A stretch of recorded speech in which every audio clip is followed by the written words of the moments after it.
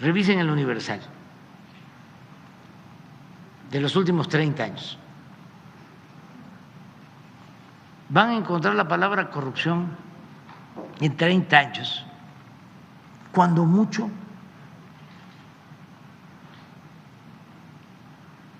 100 veces. Ni la palabra. Y eso la van a encontrar posiblemente en las páginas editoriales, porque el Universal,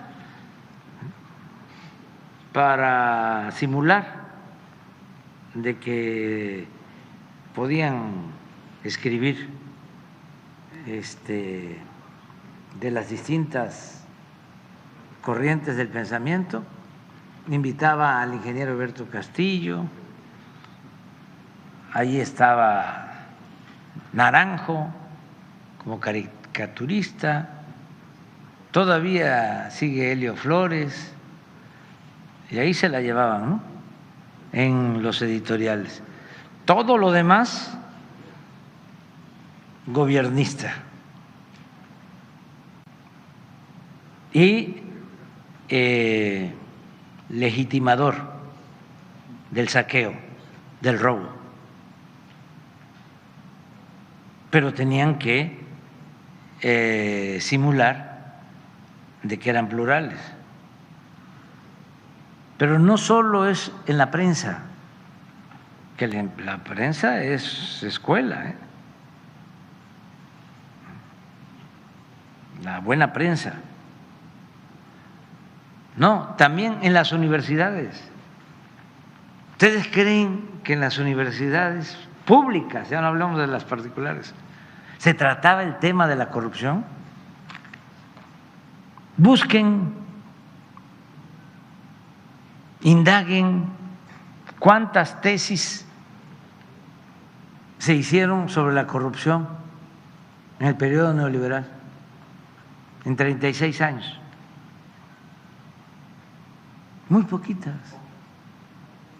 Si se le preguntaba a la gente cuál es el principal problema de México, los más despiertos podían decir la educación o la falta de educación, o la falta de trabajo, o la inseguridad. Pero nadie decía, o muy pocos, que el principal problema de México era la corrupción. Y eso se puede probar técnica, científicamente. Pero como manipulaban, esto quedaba relegado. ¿Cuál era la agenda del gobierno neoliberal o de los gobiernos neoliberales? Las llamadas reformas estructurales. ¿Qué eran las reformas estructurales? Reforma energética, reforma educativa, reforma laboral, reforma fiscal. ¿Quién imponía esa agenda? El Fondo Monetario Internacional, los gobiernos extranjeros. Bueno, ¿y por qué en la agenda de nuestro país no estaba el problema de la corrupción y la necesidad de justicia? Porque ni siquiera se elaboraban programas de desarrollo en nuestro país. Los planes de desarrollo no se hacían en México, eran copia de las recetas que nos enviaban los organismos financieros internacionales. Entonces, todo esto está cambiando y no va a faltar presupuesto. ¿Se compromete a ampliar el presupuesto? Sí, ya lo estamos haciendo. El problema es que se quiere hacer áreas protegidas en 20 ejidos, no en terrenos nacionales. Y hay un rechazo generalizado, es un proyecto que viene de la época de Calderón. Sí, pero si la gente no quiere, pues ya se vio con las minas. Ya les dijo, ¿verdad? La gente no quiere. Sí, no, o sea, ¿qué decía Juárez? Con el pueblo todo, sin el pueblo nada. Entonces, ¿se va a socializar el tema de los ejidos? ¿Se va a hacer una consulta o qué? Pues se habla con ellos, Acaba de venir Adán. o sea, que habla con ellos, se les llama a que se llegue a un acuerdo, se puede pagar una indemnización. Lo hemos hecho. ¿Qué voy a hacer mañana con los pueblos yaquis? Les voy a restituir 30,000 hectáreas. ¿Y qué se hizo? Pues a los que tenían la posesión de las tierras se les pagó una indemnización. ¿Qué no se puede llegar a un arreglo así? Todo tiene que ser reserva. La mayor parte de Baja California Sur. Hay otro proyecto para hacer el Golfo, todo el litoral del Golfo y del Pacífico también. Y también hay rechazo a los pescadores. Una parte del rechazo de los Sí, pero hay que cuidar el medio ambiente de manera sincera. También no dejarse ir con la simulación de pseudoambientalistas, ¿no? Sí, hay quienes no quieren porque no les conviene a otras empresas que los están financiando, pero se ve eso a leguas, se sabe si hay buenas intenciones, si realmente es para cuidar el medio ambiente, pues se tiene que hacer. Se puede llegar a un acuerdo, ¿sí? Pero sí tenemos que cuidar el patrimonio de los que vienen detrás de nosotros, de las nuevas generaciones. Y que haya muchas zonas de reserva, muchas zonas. Además, cuidar el crecimiento poblacional. Si no, ¿de dónde vamos a sacar agua? ¿Qué hicieron los neoliberales? ¿Ustedes creen que a ellos les preocupaba si había agua? ¿O si había escuelas? No, era el dinero. Crecer a costa de lo que sea. ¿Saben qué hicieron en Mexicali los gobiernos del PAN? Entregaron concesiones de agua para poner una cervecera. Comprometieron el agua de Mexicali, el agua de uso doméstico de Mexicali. Yo creo que hasta engañaron a los dueños de Constellation.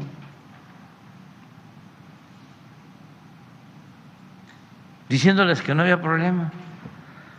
¿Y saben que no hay agua? Pero esto no solo es Mexicali, es el norte. Y la planta cervecera se estaba construyendo para exportar la cerveza. Ahí les dejo de tarea de cuánta agua se requiere para hacer 1 litro de cerveza, una caguama.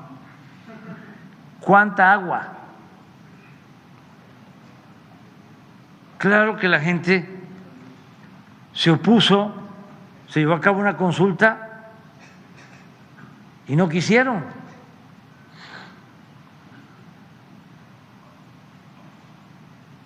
Pero, ¿qué pasó en Monterrey? Lo mismo. Crecimiento y crecimiento y crecimiento. ¿Y de dónde sacas el agua? Son 4 litros por litro de agua. ¿Sí? ¿Y qué está pasando en la laguna? En la cuenca lechera. Ustedes también saben que para producir 1 litro de leche se requieren muchos litros de agua. Yo tengo los datos, pero se los dejo de tarea. ¿Qué sucedió? Pues se echaron a andar una cuenca lechera en la laguna. Fox puso de director de Conagua al que era gerente del ALA, porque le ayudaron los empresarios lecheros en la campaña. Y entonces puso a el gerente del ALA de Conagua, que por cierto no es una mala persona. Y esto no es un asunto de pleitos o de fobias, es nada más explicar los problemas que ha originado esta política neoliberal. ¿Qué sucedió con el paso del tiempo en la laguna? Como ya no sacaban agua, tenían que perforar cada vez a más profundidad. Y ahora resulta que sacan agua con arsénico. Y no hay ningún lugar en México en donde haya plantas tratadoras de arsénico. Imagínense ustedes, si viven ahí, que saben que el agua que se están tomando tiene que pasar por una planta tratadora de arsénico.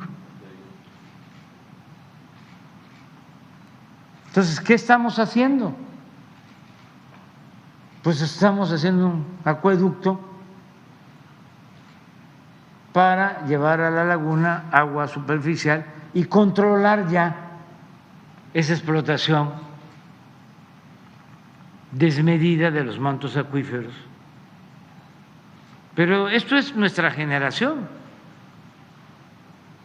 Si no controlamos esto, ¿qué se les va a dejar a las nuevas generaciones?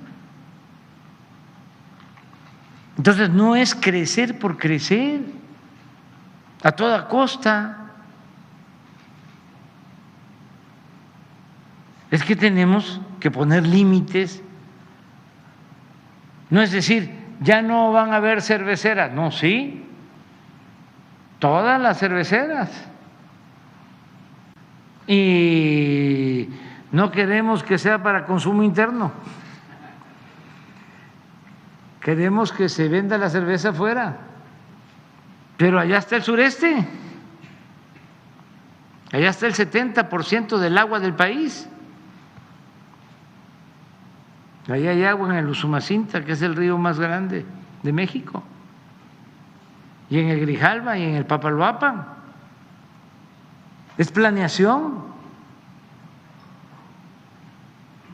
pero ya no se puede estar pensando en sacar agua en el norte o dar permisos con ese propósito. Lo primero es el pueblo, lo primero es la salud. Por eso esto que ustedes están comentando, que se siga debatiendo y que se ponga por delante el interés general y también que no actuemos de manera egoísta, que pensemos en las nuevas generaciones, en la herencia que vamos a dejar, porque nuestros padres no nos dejaron así el país, estaba mejor en cuanto a recursos naturales. ¿Qué le vamos a dejar nosotros a nuestros hijos, a nuestros nietos? ¿Tienen ustedes, aparte de vivir en un paraíso, que hay que cuidarlo, tienen un gobernador de primera? Sí. Hoy empieza la Serie Mundial y el profe sí trae el cambio. Está bateando arriba de 300. Bueno, ahí nos vemos ya. Tranquilos. Tranquilos.